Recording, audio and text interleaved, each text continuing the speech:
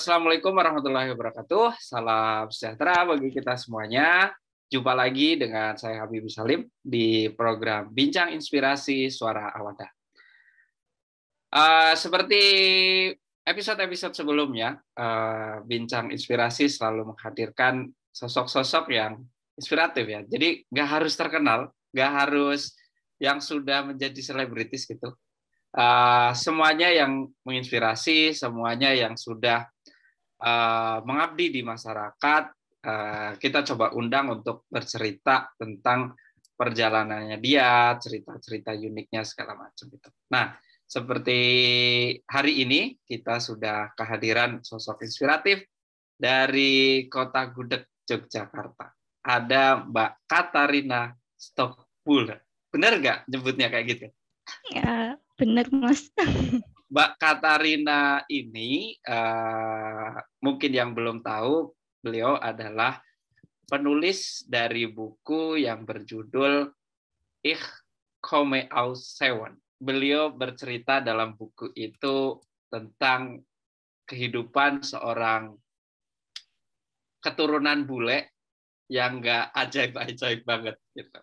Nah, sebelum kita masuk ke buku itu lebih lanjut, saya pengen Catherine itu cerita soal masa-masa kecilnya, bagaimana dari Austria kemudian sampai ke Seven ini bagaimana? Silakan, Catherine.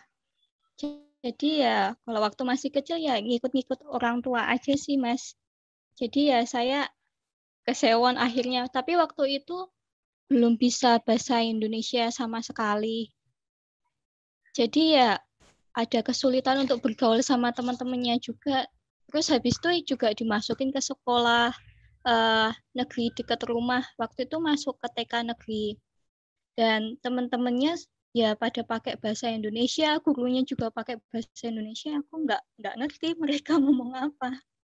Oke, jadi kamu lahirnya itu masih di Austria ya? Iya. Oke, pindah ke Indonesia itu di usia? Di usia mungkin 4 tahun.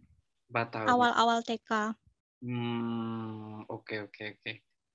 Nah, itu kalau saya dengar interview dari sebelumnya, ayah kamu bahkan ke Indonesia itu ada accident ya? Artinya ada sesuatu yang kemudian akhirnya sampai Jogja, itu bisa diceritain nggak? Oh, kalau itu kayak kalau dulu tuh papa suka kayak traveling gitu. Terus kayak ada tiket yang di cancel kemana gitu. Terus akhirnya ya diganti datang ke Indonesia, ke Jogja, terus ketemu sama mama.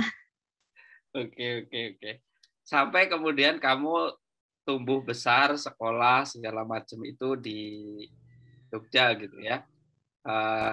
Iya. Kemudian sampai karena fisiknya berbeda segala macam gitu-gitu sampai dikenal atau mendapat julukan Mbak Bul itu. Iya. Usia berapa dan bagaimana itu? Mungkin julukannya tuh dari zaman-zaman ini sih Kak, SMP. Kayak mungkin karena aku kelihatan beda sendiri, terus biasanya teman-temanku kadang tuh manggilnya Bule, Bule, Bul kayak gitu.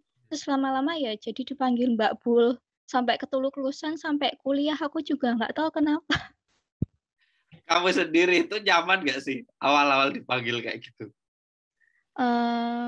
Ya awalnya nggak nyaman sih, kayak ngerasa kok beda sendiri gitu, kok dipanggil kayak gitu sih. Siapa sih yang nyaman, tapi ya lama-lama ya udahlah. Ya, artinya mungkin sadar bahwa it's not mocking gitu ya. Ya hanya Iya. pengen aja dapat panggilan akrab gitu. Bisa nggak ceritain privilege unprivilege-nya sebagai keturunan bule? Kalau privilege-nya paling ya itu sih kayak mungkin karena beda sendiri jadi kayak lebih gampang diingat sama dapet temen. Tapi kalau di sekolah tuh mungkin nyebelin sih Kak. Kayak misalnya kayak jadi paling gampang diingat sama guru-guru gitu. Jadi kayak tiap apa-apa selalu kena tunjuk gitu. Ya, Kalau sampai iya benar. Karena ya dari sisi fisik sudah kelihatan berbeda, lalu kemudian menonjol, jadi Iya. ekspektasinya mungkin berlebihan juga gitu ya. Iya.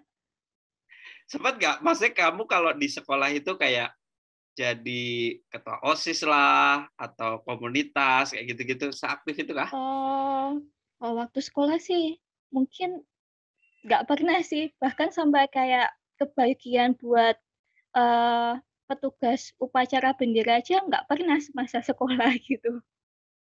Itu karena memang nggak dikasih atau kamu memang nggak tertarik? Karena ya nggak dikasih. Oke, sampai, akhirnya kamu, kuliah, ambil jurusan hukum, dan, eee, sampai nulis buku nantinya. Tapi sebenarnya saya pengen tanya deh, tadi privilege-nya misalnya lebih dikenal segala macam gitu-gitu. Unprivilege-nya apa misalnya?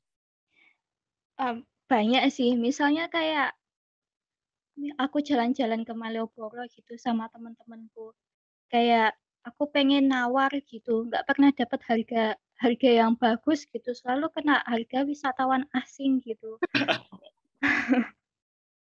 Padahal ya juga udah pernah nawar pakai bahasa Jawa gitu ya, tetep aja kena harga asing. Iya, iya. Bahkan kamu itu bahasa Jawanya itu kamu bisa kromo-inggil, Kak?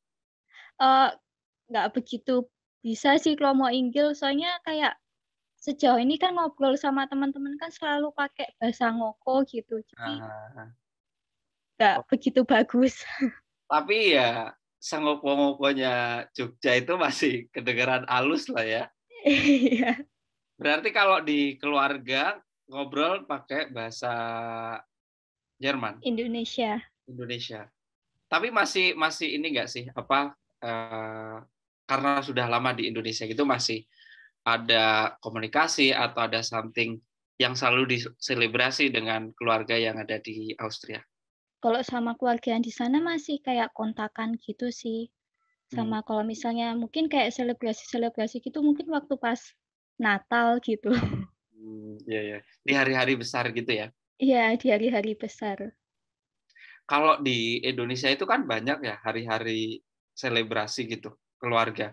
Ada Idul Fitri, ada Natal, terus nanti ada, apalagi di Jogja misalnya, ada sekatenan segala macam gitu-gitu. Iya, Selain Natal yang kamu, eee, peringati gitu di Austria, itu apa? Ada nggak? eee, mungkin ya cuma Natal sama Paskah. Oh iya ya, Paskah, benar, benar. Iya, cuman Kayak apa tuh, Thanksgiving gitu-gitu, Thanksgiving nggak ada. nggak ada ya? Oke. Oke. Ada rencana ke Austria waktu-waktu dekat ini Mungkin setelah pandemi? mungkin ya ada, tapi nggak tahu kapan. Itu cerita sedikit tentang Katarina ya, soal privilege dan unprivilege-nya sebagai keturunan bule. Tapi kalau, saya pengen nambah sedikit lagi, pengalaman yang paling tidak mengenakan selain tawar-menawar itu, ada lagi nggak? Kayak misalnya kayak orang tuh selalu berekspektasi tinggi sama aku, kayak misalnya waktu PDKT juga nih, "Wah kayaknya dia bisa nih, bahasa Inggrisnya bagus nih." Kayak gitu. Terus begitu kayak aku ngomong tuh kayak, ya ekspektasinya mereka langsung turun gitu. Terus ada yang bilang sampai, "Aku ilfil sama kamu."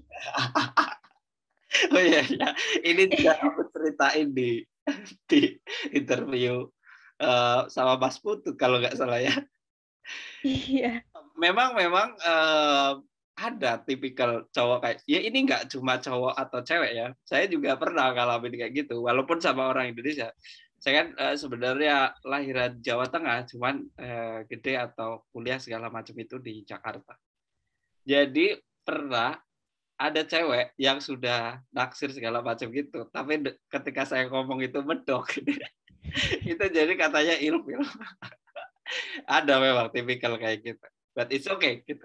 Orang punya preferensi masing-masing ya. Dan soal awal mula akhirnya kamu nulis buku pertama kamu, itu gimana tuh? Kalau awal mulanya gara-gara ini sih Kak, kayak aku dulu pernah nulis artikel di mojok.co tentang Kristen Grey waktu itu. Hmm. Terus waktu itu dibaca sama redakturnya dari Buku Mojok. Terus ya ditawarin, "Kenapa kamu nggak bikin buku aja?" Gitu. Padahal aku sendiri nggak punya naskah waktu itu.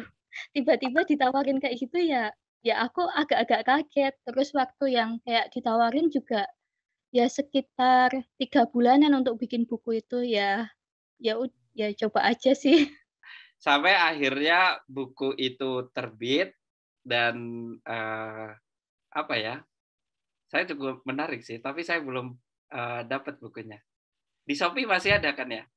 Masih. Nanti saya coba beli. Oke, di buku Ich komme aus Sewon ini ada, mungkin boleh di-spoil sedikit, apa saja keresahan yang kamu pengen tuangkan di, eee, buku ini? Mungkin itu keresahan yang aku rasain dari aku kecil sampai aku gede, kayak waktu zaman di sekolah, terus waktu ya itu kayak waktu PDKT-PDKT zaman-zaman sekolah dulu, terus ya waktu kuliah atau waktu, aku ngurusin ribetnya masalah pelepasan kewarganegaraan juga aku tulis di buku. Oke oke, baik. Termasuk, apa, ketertarikan atau kepedulian kamu dalam hal feminisme juga dituangkan di sana? Eee, ada sih beberapa bagian yang aku tuangkan di sana. Oke, dan, apa, buku ini buat teman-teman yang, tertarik, bisa langsung cari di Shopee, nama judulnya nanti saya taruh di, apa, kolom deskripsi. Nah, dan juga yang menarik juga saya dengar pula dari Katarina itu, sebagai mungkin yang pengen baca ini buku kayak gimana, mungkin nuansanya itu nggak beda-beda jauh sama nuansa buku-bukunya Radit, betul nggak? Karena referensi kamu Iya. jadi kalau ada baca buku Merah Jambu gitu-gitu tuh, itu ya sekonyol itu mungkin ya.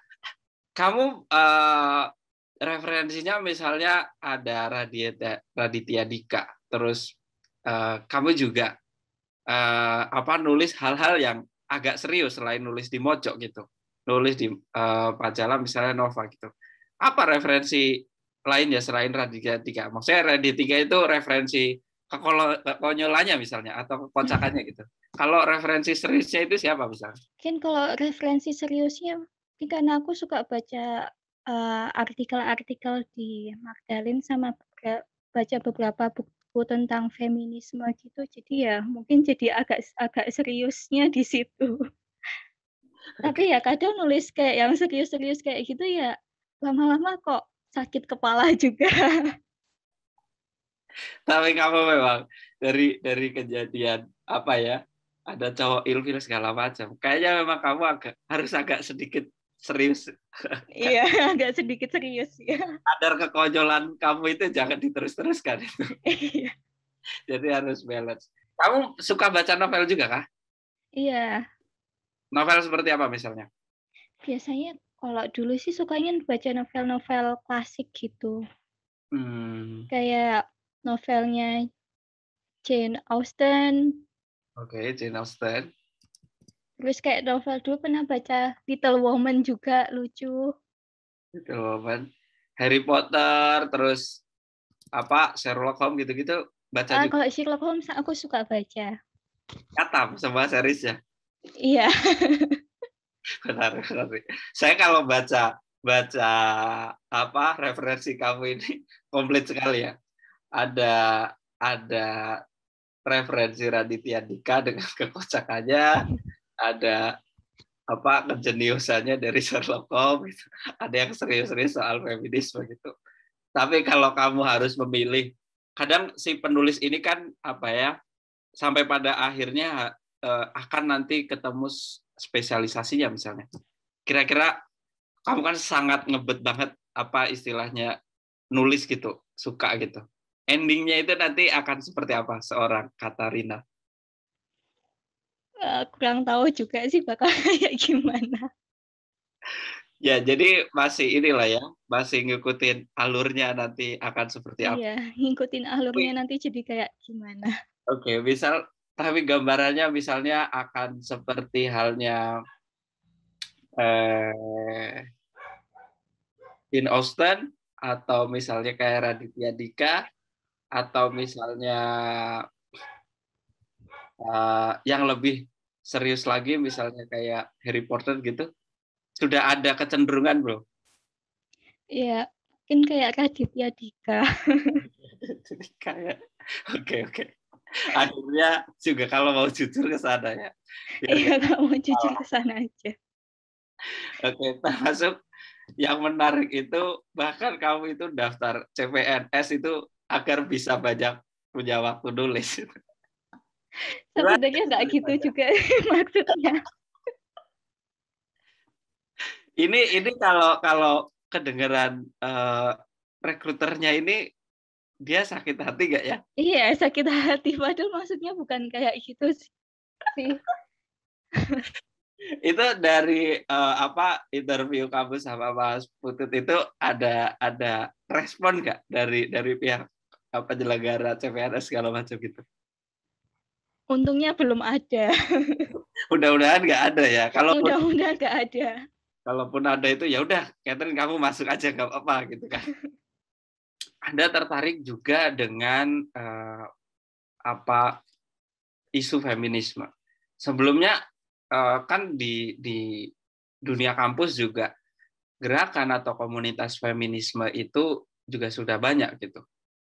Termasuk misalnya yang saya kenal di Jogja itu ada Partai Sri Kandi misalnya, yang tadinya hanya di UGM langsung kemudian sekarang ada di berbagai kampus besar di Indonesia, bahkan nggak hanya di Jogja gitu. Adakah misalnya kamu gabung di komunitas-komunitas feminisme seperti itu sebelumnya? Belum pernah sih sebelumnya ikut komunitas-komunitas seperti itu. Malah aku baru tahu Kak kalau ada. Oh, gitu kah? Harusnya di kampus kamu juga ada sih. Di kampusku soalnya dulu nggak ada gitu. Oh, oke. Ya, itu salah satu yang saya tahu ya. Jadi Sri Kandi itu termasuk inilah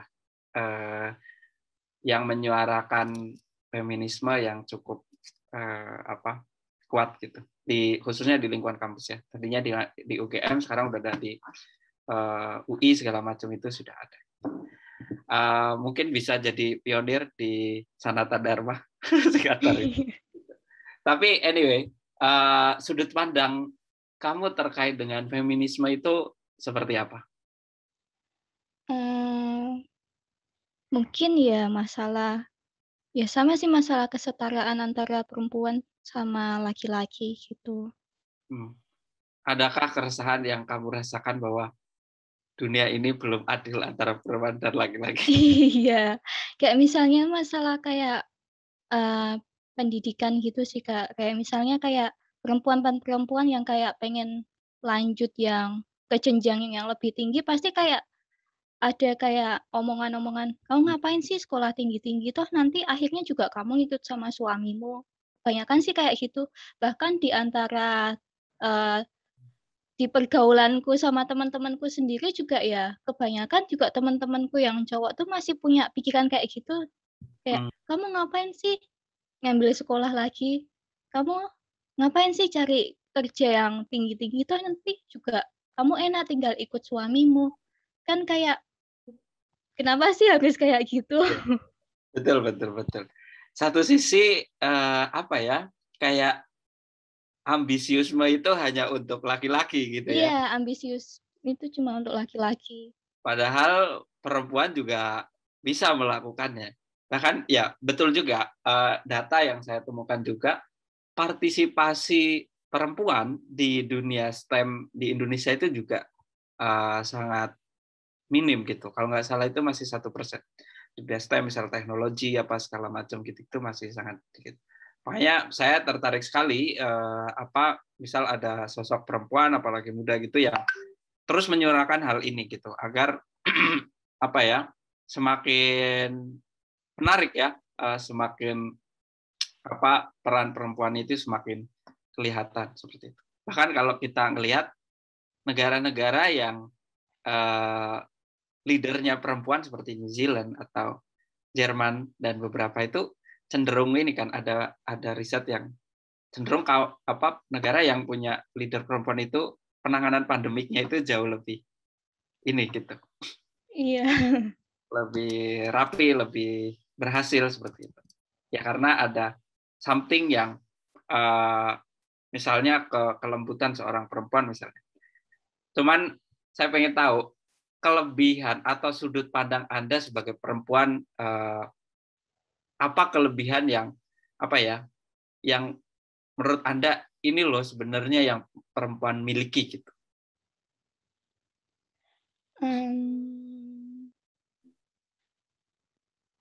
Apa ya Kak, kalau misalnya perempuan sih mungkin ya sejauh ini yang beberapa temanku yang aku kenal kayak misalnya mereka punya ambisi gitu, kayak ya pasti benar-benar mereka kejar sampai dapat gitu.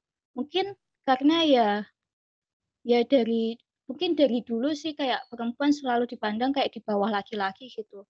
Karena ya ketika perempuan punya ambisi gitu, mereka nggak mau dipandang di bawah laki-laki, mereka mau dipandang setara dengan laki-laki gitu.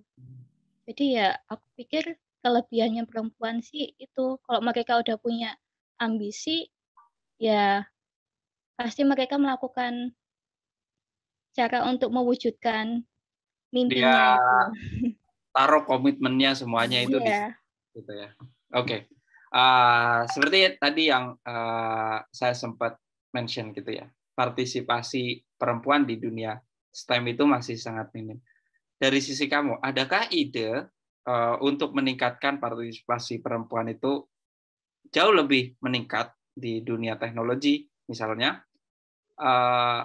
Satu idenya seperti apa untuk meningkatkan hal itu dan apakah itu juga penting gitu? Kalau menurutku sih kayak sebenarnya semakin banyak media-media perempuan gitu juga ya bisa menarik partisipasi perempuan gitu. Misalnya di bidang kayak eh, tulis menulis gitu. Kayak ya dari tulisan gitu bisa dibaca oleh banyak orang termasuk dibaca oleh perempuan. Kalau semakin banyak perempuan yang menulis juga dia bisa menuangkan ide-idenya dia dan dibaca oleh ya perempuan-perempuan yang lain. Mungkin ya para perempuan semakin terinspirasi dan mereka juga nggak mau kalah sama laki-laki gitu. Oke.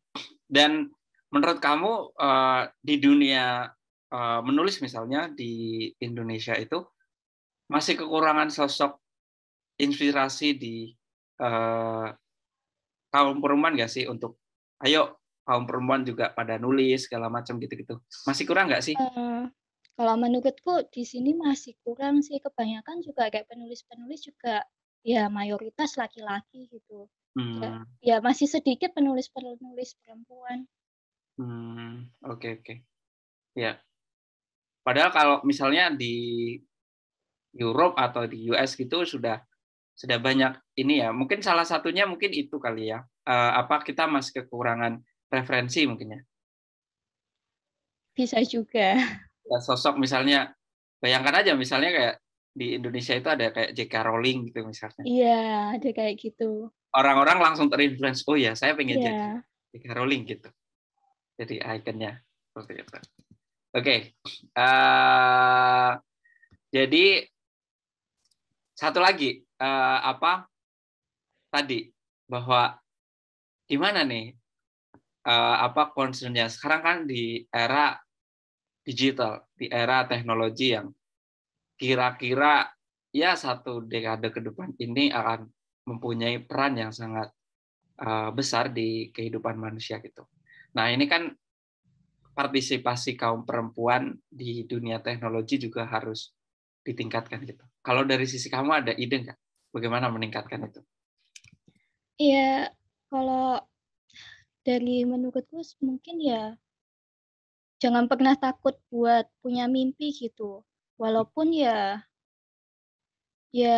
kadang tuh kayak diketawain, apalagi kayak dipandang, wah kamu perempuan, kamu bisa apa sih? Kayak ntar juga akhirnya kamu ikut sama suamimu. Hmm. Mungkin ya pertama wujudin mimpi dulu sih, baru ntar mikirin masalah kayak mau menikah atau mau berkeluarga. Yang penting ya mimpi sudah terwujud gitu. Atau kalau memang mimpinya itu membangun keluarga, ya udah nggak apa-apa, karena menurutku si perempuan itu ya punya pilihan, mereka mau punya karir atau mereka mau membangun keluarga. Dan kedepannya sih aku rasa ya Indonesia bakal banyak pemimpin perempuan juga sih.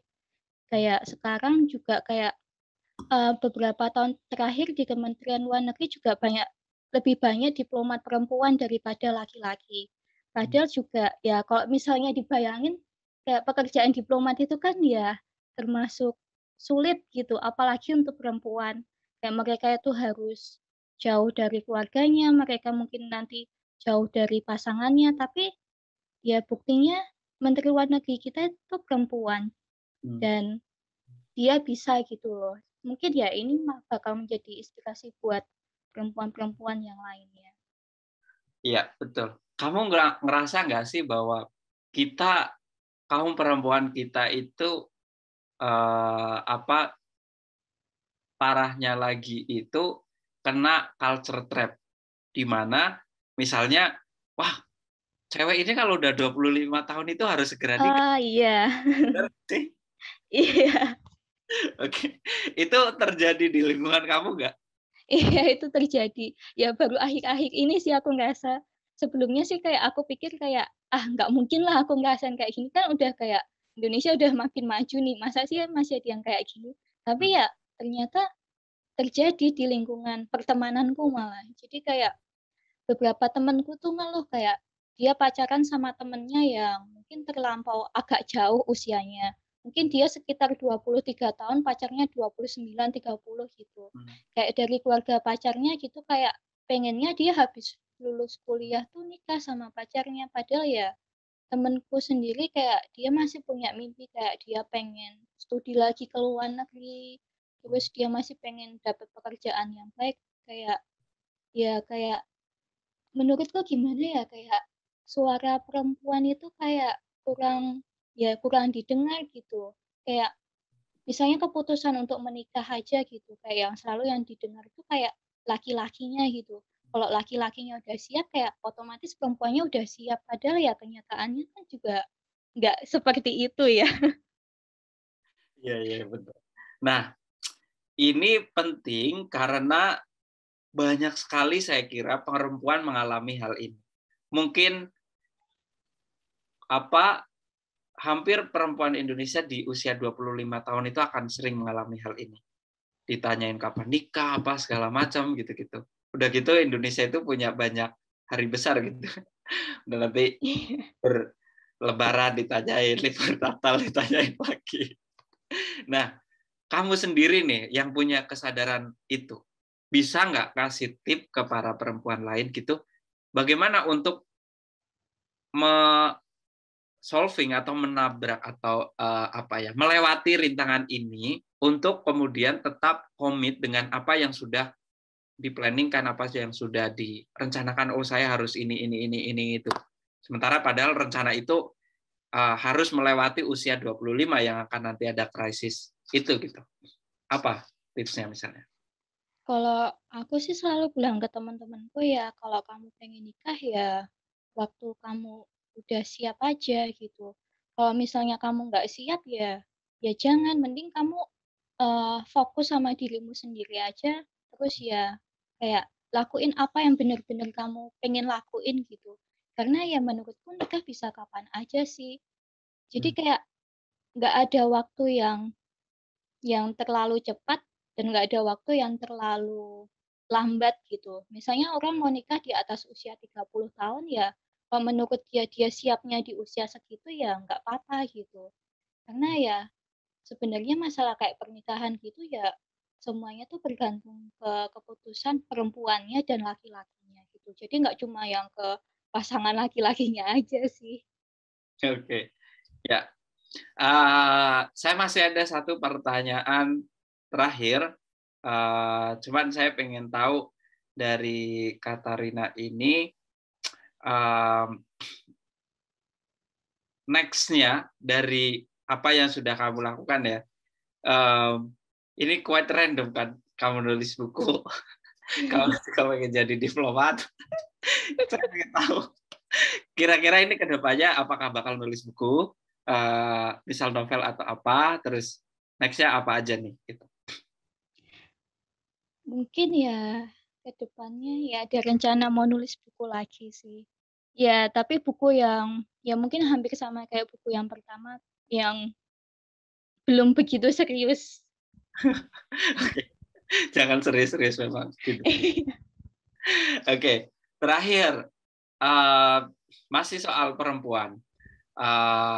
Indonesia ini di tahun 2045 nanti itu tepat 1 abad.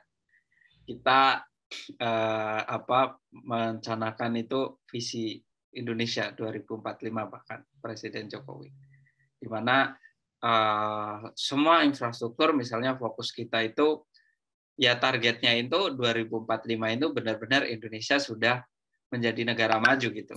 Apalagi menuju 2045 ini kita mendapatkan bonus demografi di mana usia produktif itu akan sangat dominan seperti itu. Pandangan Anda atau gambaran Anda perempuan Indonesia di 2045 itu akan seperti apa gitu? Apakah akan semaju misalnya, bakal banyak tokoh-tokoh perempuan misalnya J.K. Rowling di Indonesia, Billie Eilish misalnya ada Billie Eilish dari Indonesia seperti itu. Kira-kira gambarnya seperti apa? Ada nuansa seperti itunya, ambisiusnya itu kelihatan, tapi mungkin ada ciri-ciri lokalnya gitu misalnya. Itu seperti apa gambaran Anda? Idealnya. Idealnya kalau menurutku ya semakin banyak pemimpin perempuan juga sih karena ya di generasi muda yang sekarang ini ya makin banyak kan gerakan-gerakan feminisme, gerakan-gerakan perempuan gitu dan aku yakin ke depannya ya Indonesia semakin maju dan banyak pemimpin-pemimpin perempuan gitu. Karena ya menurutku negara-negara maju yang ada sekarang ya misalnya itu ya termasuk ya ada beberapa tapi ya sebenarnya belum bisa dibilang banyak juga sih pemimpin perempuannya, tapi ya lebih banyak daripada Indonesia saat ini. Mungkin ya bisa saja Indonesia ke depannya lebih banyak pemimpin-pemimpin perempuan dibandingkan negara-negara maju yang ada sekarang. Betul. Di berbagai sektor tentunya ya. Iya, di berbagai sektor. Ya, di dunia penulis misalnya nanti Iya, Katarina gitu. Di amin. perempuan presidennya mungkin nanti akan perempuan lagi gitu. Iya, ada perempuan lagi. Satu kali ya perempuan ya. Bu Megawati gitu. Oke, mungkin juga penyanyi bisa sebesar Billie Eilish gitu misalnya dari Iya, Indonesia dengan album seluruh dunia sudah misalnya. Tapi kalau diwawancara itu masih medok gitu menarik kayaknya. iya menarik. Oke. Thank you ini Katarina sudah meluangkan waktu. Terima kasih sekali lagi. Mudah-mudahan apa yang sudah direncanakan oleh Katarina itu diberikan kelancaran dan ada pesan-pesan terakhir mungkin buat kamu perempuan, silakan. Jangan takut punya mimpi walaupun selalu direndahkan gitu. Pokoknya jangan takut punya mimpi. Oke. Oh iya, mungkin terakhir kamu itu dengan kegelisahan sebagai keturunan bule yang nggak ajaib-ajaib banget itu punya grup arisannya nggak sih? Belum ada sih sampai sekarang. Oke. Barangkali kamu bisa bikin itu kan, misalnya kayak anaknya siapa itu, artis-artis itu kan banyak yang bule ya, kayak NSYNC Iya, atau ya banyak lah gitu. Begitu kayaknya menarik gitu kalau di wawancara gitu. Bikin grup arisan terus dijadikan. Bisa. Thank you Katarina. Dan itu dia teman-teman semuanya cerita dari Katarina Stockmuller, seorang penulis dari buku Ich komme aus Sewon. Itu saja, terima kasih sekali lagi Katarina, dan sampai jumpa di episode berikutnya. Bye-bye. Bye-bye.